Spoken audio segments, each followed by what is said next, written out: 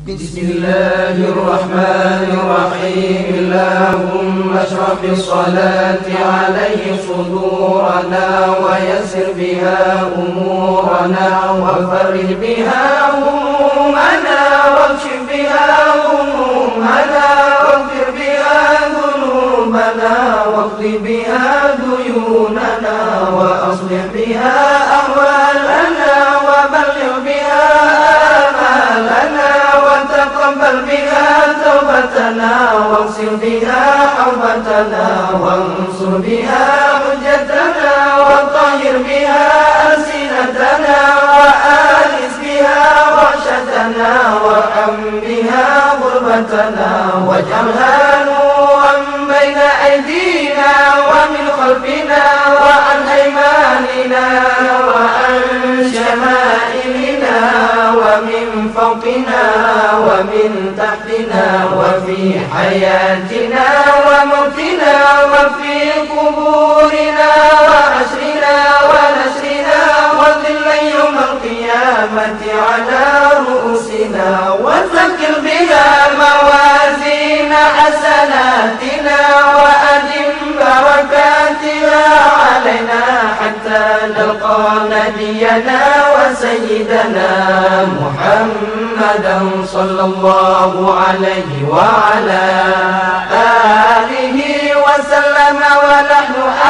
آمنون مطمئنون فرحون مستبشرون ولا تفرق بيننا وبينه حتى تدخلنا مدخله وتؤوينا إلى جواره الكريم مع الذين أنعمت عليهم من النبيين والصديقين والشهداء والصالحين وحسن أولئك رفيقا. اللهم إنا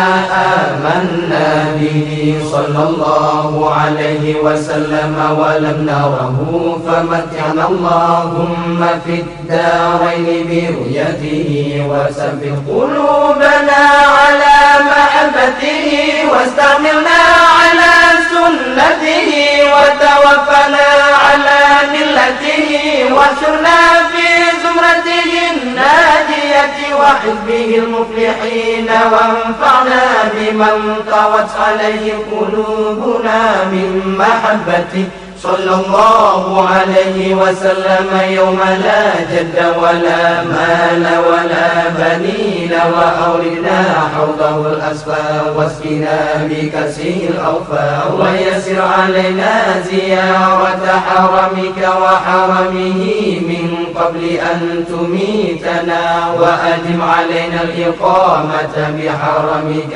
وحرمه صلى الله عليه وسلم صلى الله عليه وسلم إلى أن نتوفى. اللهم إنا نستشفع به إليك إذ هو أوجه الشفعاء إليك ونقسم به عليك إذ هو أعظم من أقسم بحقه